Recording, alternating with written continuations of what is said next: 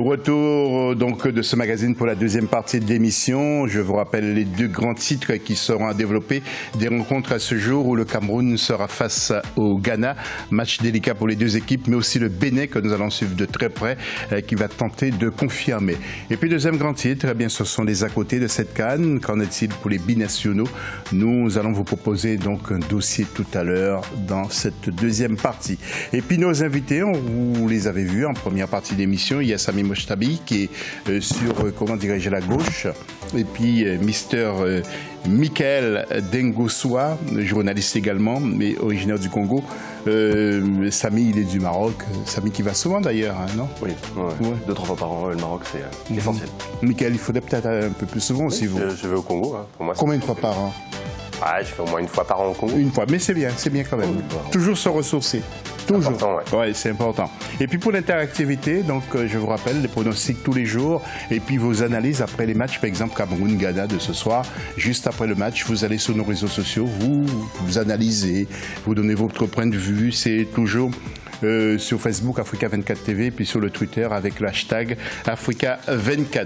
Alors tout de suite en image, le premier match en groupe E, Mauritanie-Angola, c'est le deuxième match qui reste à jouer dans ce groupe qui est très attendu d'ailleurs, hein, notamment par les supporters des Morabitoun, la Mauritanie qui nous rend encore beaucoup d'espoir. Alors c'est un pays qui est frontalier avec vous, hein, Sami, hein, oui.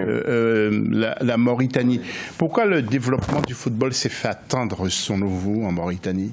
Oui, c'est vrai que c'est un pays très proche du Maroc. D'ailleurs, le Maroc qui a toujours aidé la Mauritanie à prospérer. C'est vrai que le football a mis un peu plus de temps. Après, c'est un plus petit pays. Au niveau des structures, il y avait du retard par rapport à ses grands voisins du Nord, et même par rapport au Sénégal ou les autres pays francophones subsahariens entourant. Il y avait quand même une sorte de retard. Et petit à petit aussi, ils se sont professionnalisés. Ils ont fait une très bonne chose en prenant Corentin Martins, qui a restructuré un petit peu toute cette équipe de Mauritanie. Et il m'avait dit qu'il n'allait pas rester. Vous avez des échos? Pour Corentin Martins, ouais. C'est pas à dire qu'il se déplaît là-bas. Hein. Non, il se plaît, mais on sait très bien que le football est cyclique. Lui, ça va faire plus de 3 ans qu'il est là-bas et il est à la fin d'un cycle.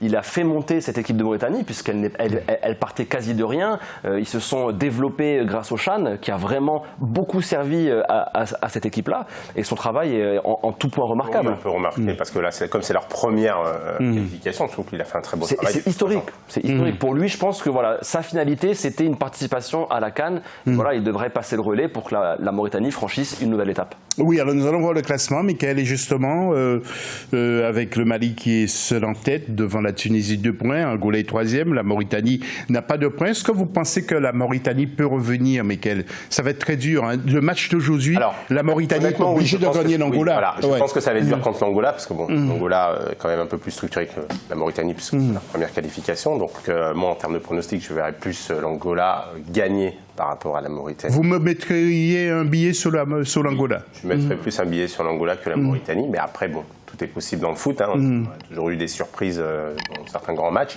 Donc pourquoi pas, mais bon, mon pronostic serait plus sur l'Angola. Vous aussi, vous auriez mis un billet sur l'Angola ou la Mauritanie, Sam? Comme je vous ai dit, avant le début de la CAN, je pensais que c'était le match le plus abordable pour les Morabitoun. Après avoir vu la première journée, je pense que ça va être très difficile. Oui. Messieurs, nous allons retrouver Marie-Colette Bagba-Saga pour nous proposer justement un autre match. Et il s'agit donc de la rencontre Cameroun contre le Ghana à 19h. Il sera 17h GMT. Match à ne pas rater sous aucun prétexte. Voyez ce sujet. Dans le groupe F, la deuxième journée s'ouvre ce samedi avec le duel Cameroun-Ghana. En s'imposant 2-0 face à la Guinée-Bissau, les Lions indomptables du Cameroun occupent la tête du classement avec 3 points. Les Black Stars du Ghana, qui ont concédé un nul face au Bénin 2-2, sont 3e de la poule avec 1 point. 4e lors de la Coupe d'Afrique des Nations 2017, le Ghana a un statut à justifier. Les partenaires des frères Ayou devront s'imposer face aux hommes de Clarence Seedorf pour espérer se qualifier en 8e de finale et par conséquent inscrire leur première victoire dans cette compétition. Les deux équipes qui sont au coude à coude au classement FIFA avec la 50e place pour le Ghana et la 51e pour le Cameroun, se sont déjà rencontrés à 5 reprises depuis 1982. Les deux géants du football africain possèdent un historique des confrontations très serrées avec 2 victoires pour les Lions indomptables et 1 victoire pour les Black Stars. Cette rencontre sera pour le Cameroun, champion en titre, l'occasion de défaire le Ghana, un des favoris de la compétition, dès la phase de poule. Voilà Marie-Colette Baba Sagana. Attention, il ne faut pas écorcher le nom de notre collègue. Et tout de suite, nous allons retrouver Marie-Colette encore pour le match Bénin-Guinée-Bissau. Deuxième rencontre de cette deuxième journée de phase de poule dans le groupe F. À l'affiche, le match opposant les écureuils du Bénin aux Djurtos de Guinée-Bissau. Pour leur entrée en lice dans la compétition après 9 ans d'absence, le Bénin a réalisé une belle performance en tenant en échec le Ghana 2-2. Dans la sélection béninoise, on retrouve des joueurs comme Steve Mounier, Michael Poté ou le capitaine des écureuils, Stéphane Sessignon, ayant évolué dans les clubs français. Après sa première qualification en 2017, la Guinée-Bissau, quant à elle, a réussi à se qualifier pour la seconde fois à la grand-messe du football africain. À la suite d'une première expérience, soldée par des performances intéressantes mais vierges de victoire, les hommes de Bakiro Kandé vont chercher à franchir un cap. Un objectif difficile à atteindre après que les Djurtos se soient inclinés contre le Cameroun 2-0. Pour cette deuxième sortie, les Djurtos comptent sur l'expérience des joueurs évoluant respectivement au sein de la Liga portugaise et au championnat français, notamment le capitaine Zezinho, l'attaquant Frédéric Mendy, Joseph Mendes et Moreto Kassama. Au regard du premier match effectué par ces deux équipes, le Bénin semble avoir les armes pour dominer la Guinée-Bissau à Ismaïlia. Dernier du groupe F avec 0 points, la Guinée-Bissau envisage sortir parmi les 4 meilleurs 3e pour se qualifier en 8e de finale. Bravo Marie-Colette, nous allons voir le tableau justement de ce groupe F avec Cameroun contre le Ghana, 19h, donc 17h GMT, Bénin-Guinée-Bissau, 22h, il sera 20h GMT. Au classement, Cameroun est seul en tête et le Bénin et le Ghana sont ex-aequo.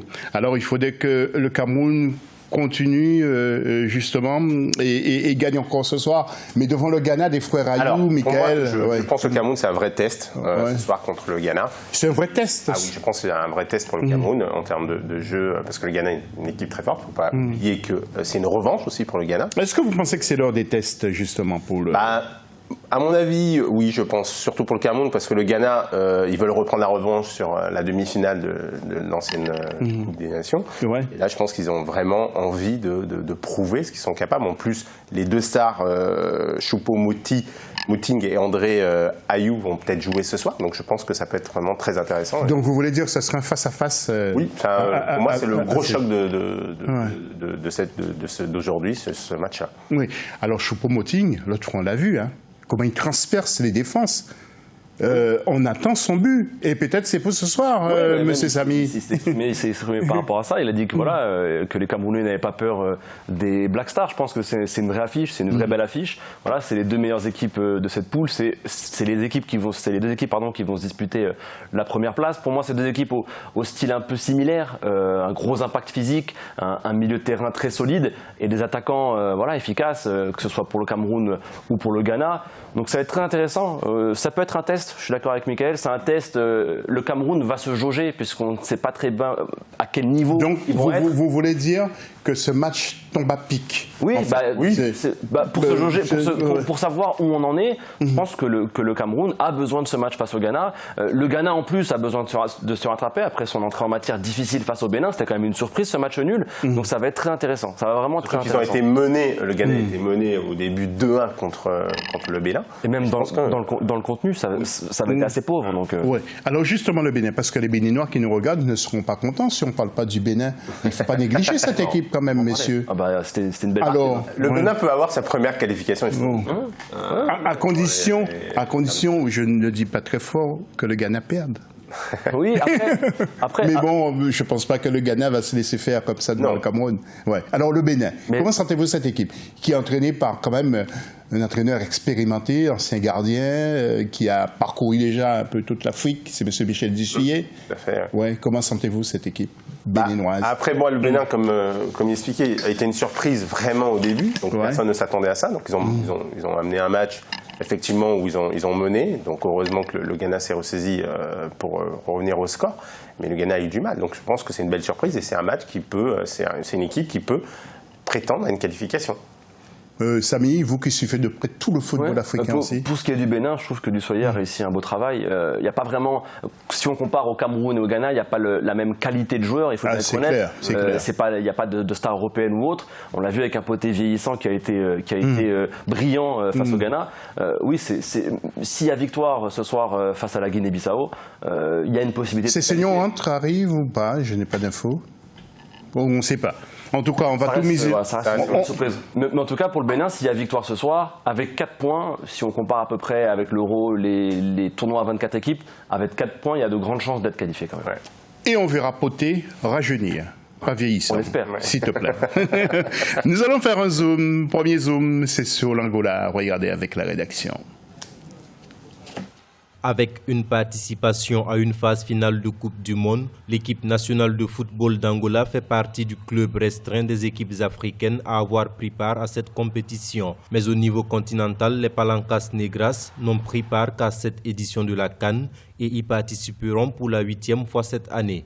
Peut-être une occasion de franchir pour la 3e fois la phase de poule. Le pays connaît quand même quelques succès. L'Angola a été triple champion de la Coupe de la COFASA en 1999, 2001 et 2004. En interne, le championnat d'Angola de football a été créé en 1979. Depuis la saison 2010, 16 clubs sont regroupés au sein d'une poule unique où ils s'affrontent à 2 reprises à domicile et à l'extérieur. En fin de saison, les 3 derniers du classement sont relégués et remplacés par les 3 meilleurs clubs de la 2e division. Les 2 clubs les plus titrés du championnat angolais que sont le Petro Luanda et le Primeiro de Agosto arrivent par ailleurs à s'illustrer au niveau continental à travers la Ligue des champions et la Coupe de la Confédération africaine. Deuxième zoom avant de retrouver nos invités, eh bien, il s'agit du Ghana, le Ghana des frères Rayou. Les frères Rayou, vous le savez, peut-être les plus jeunes ne le savent pas, ce sont les fils d'Abeti Pelé qui a évolué à Marseille pendant plusieurs saisons. Tout de suite, le Ghana. Le Ghana sera bien présent à la Coupe d'Afrique des Nations 2019 en Égypte. Les Black Stars se sont qualifiés. En battant le Kenya le 30 novembre 2018, ils se sont situés au premier rang de la poule F avec 7 points. 4 fois champions de la CAN en 1963, 65, 78 et 82. Les Black Stars, en 22 participations, se sont plusieurs fois bien illustrés sur les pelouses. Avec 8 finales disputées, ils détiennent depuis 2014 le record du nombre de finales jouées par une équipe africaine. À l'échelle internationale, ils ont participé à 3 phases finales de Coupe du Monde et ont même atteint les quarts de finale en 2006 et 2010. En 2010, le Ghana a marqué sa présence en étant la seule équipe africaine à passer le premier tour du mondial. Les Black Stars avaient battu les États-Unis en 8e de finale, même si contre l'Uruguay, ils s'étaient inclinés au tir au but au terme d'un match épique. Michael et Samy auront 30 secondes chacun pour nous dire ce qu'ils pensent du Ghana. Mais d'abord, je voudrais vous montrer les stades où vont se jouer les rencontres. À Suez, 16h30 ce samedi, Mauritanie contre l'Angola. Et puis à Ismaïlia, Cameroun, Ghana, 19h et 22h, Bénin, Guinée-Bissau. Bien sûr, vous enlevez 2 heures à chaque fois pour transformer ces chiffres en GMT. 22h, c'est donc 20h. Michael, que pensez-vous du Ghana? Le Ghana, comme je l'ai dit tout à l'heure, c'est une équipe qui fait partie des grosses équipes des nations africaines. Donc moi, c'est une équipe que j'apprécie énormément.